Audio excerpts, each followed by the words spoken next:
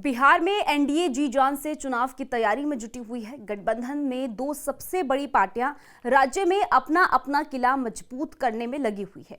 एक तरफ बीजेपी अपने सबसे बड़े चेहरे को चुनावी गढ़ में उतारने की तैयारी कर रही है, वहीं दूसरी तरफ जेडीयू जमीनी स्तर पर जाकर पार्टी को मजबूत कर रही है। इस कड़ी में अब नीतीश कुमार ने पार्टी में बड़ा फेरबदल किया है। ये फेरबदल प्रशासनिक मशीनरी में नहीं बल्कि प्रभारी मंत्रियों के मामले में है, जिससे कि पार्टी सीधा जनता से जुड़ सकेगी और इसका फायदा पार्टी को पहुंचेगा। नीतीश कुमार का ये नया दांव कितना और कैसे काम करेगा बताएंगे आपको, लेकिन उससे पहले आयुन भारत बिहार झारखंड को जरूर सब्सक्राइब करें।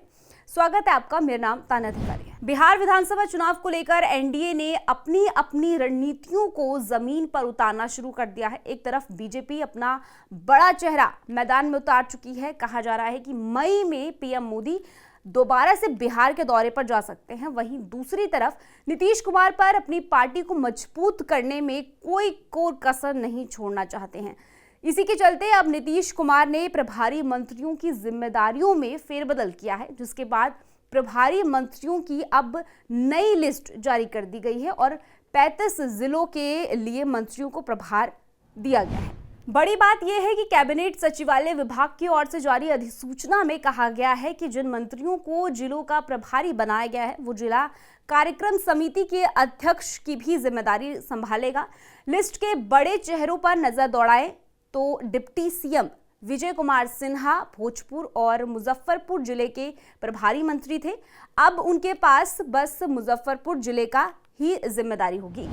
बेगूसराय के प्रभारी मंत्री रहे मंगल पांडे को अब दरभंगा और नितिन नवीन को कैमूर की जगह बक्सर की जिम्मेदारी दी गई है। मुख्यमंत्री नीतीश कुमार के करीबी माने जाने वाले अशोक चौधरी को सीतामढ़ी और जहानाबाद, श्रवण कुमार को समस्तीपुर और मेधीपुरा का प्रभारी बनाया गया है। डिप्टी सीएम सम्राट चौधरी पटना के प्रभारी मंत्री रहेंगे। इसी तरह से कुल मिलाकर इस लिस्ट में जिलों के 35 मंत्रियों को प्रभार दिया गया है, जिन्हें बिहार के विभिन्न जिलों का प्रभारी मंत्री बनाया गया है। इन मंत्रियों को मुख्य भूमिका क्या होगी, चलिए आपको ये भी बताते हैं। इन मंत्रियों का काम होगा राज्य सरकार की योजनाओं का सही और समय पर काम कराना। मंत्रियों की जिम्मेदारी होगी कि जिले के आम नागरिकों तक पार्टी की पहुंच बढ़े और लोगों से सीधा संबंध स्थापित हो।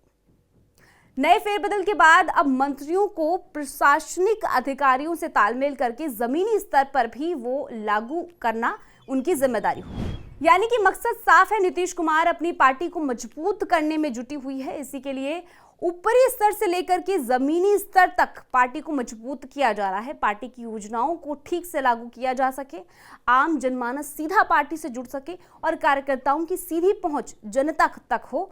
इसके लिए नीतीश कुमार हर वो कदम उठाना चाह रहे हैं जिससे कि पार्टी को फायदा हो। राज्य में साल के आखिर में चुनाव है और राज्य में एनडीए सरकार कोई मौका नहीं छोड़ना चाहती है, जिससे कि पार्टी की मजबूती को बल मिले और चुनाव के लिए पार्टी का जनाधार पूरा हो सके।